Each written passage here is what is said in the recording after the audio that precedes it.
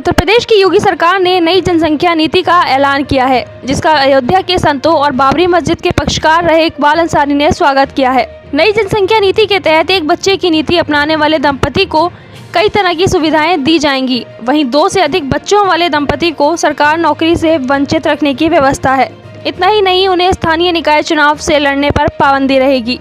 अयोध्या के संतों का कहना है कि नई नीति से प्रदेश में बढ़ते आबादी को काबू करने की सरकार की जो रूपरेखा तैयार हुई है वह स्वागत योग्य है। बाबरी मस्जिद के पक्षकार रहे इकबाल अंसारी ने भी नई जनसंख्या नीति पर स्वागत करते हुए कहा कि हर धर्म और संप्रदाय के लिए एक सिक्का और एक कानून होना चाहिए। मुस्लिम समाज इस कानून का विरोध नहीं करेगा। जो भी कानून बनेगा उसका हिंदू, मुस्लिम, सिख और ईसाई सभी पालन करेंगे। हम मुसलमानों से अपील करेंगे कि नई जनसंख्या नीति का विरोध ना करें।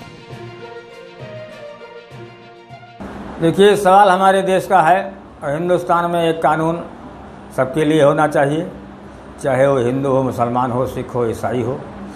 एक सिक्का है तो एक कानून भी होना चाहिए। जनसंख्या नियंत्रण की बात रही, अगर सरकार इस पे कानून बनाती है तो अच्छी बात है। हम चाहते हैं कि जनसंख्या जो है बढ़ रही है, इस पे भी नियम कानून होने चाहिए। सरकार अगर प्रयास कर रही कानून बनाने का तो सरकार बनावे, हम भी उसका स्वागत जो है करते हैं। मुस्लिम समाज से कोई अपील करेंगे कि कानून को लेकर कहीं कोई विरोध ना हो? देखिए, मुस्लिम समाज जो है कानून का विरोध नहीं करता।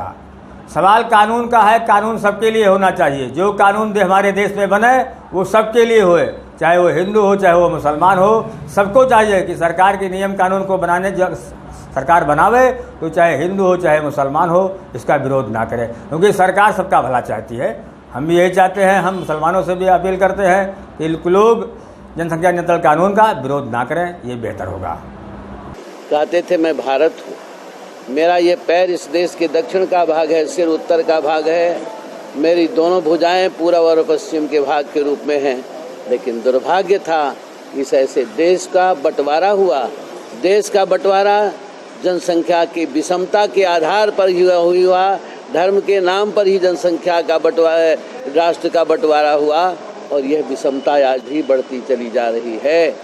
आगे आने वाले समय में क्या स्थिति होगी राष्ट्र की, जिसके लिए भगवान श्री राम जी कहते थे जननी जन्मभूमि स्वर्गादपि गरीयसी, जननी और जन्मभूमि स्वर्ग से भी बढ़ कर के होती है। लेकिन आज उस महाभारत के ऊपर, माँ भारती के ऊपर संकट के बादल मंडरा रहे हैं चारों तरफ से। ये वोट के जो भेड़िए हैं, ये राष्ट्र की रक्षा किसी प्रकार से कर नहीं सकते हैं।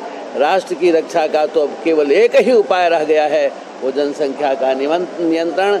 राष्ट्र की रक्षा का केवल एक ही उपाय है, वो समान संहिता राष्ट्र में लानी चाहिए। इस राष्ट्र से नागरिकता खत्म हो, सारी सुविधाएं खत्म की जाए। कोई अल्पसंख्यक बन करके कोई किसी प्रकार से सुविधा ले रहा है, वो सारी सुविधा खत्म होनी चाहिए। उत्तर प्रदेश राज्य विधि सेवा आयोग द्वारा जनसंख्या नियंत्रण विधि ड्राफ्ट जो तैयार किया जा रहा है, ये स्वागत योग्य है।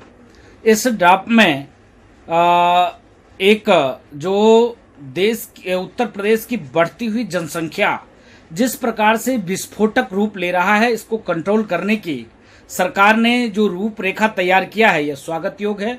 उसमें चुनाव में भी 2 बच्चे से अधिक वाले चुनाव नहीं लड़ सकेंगे।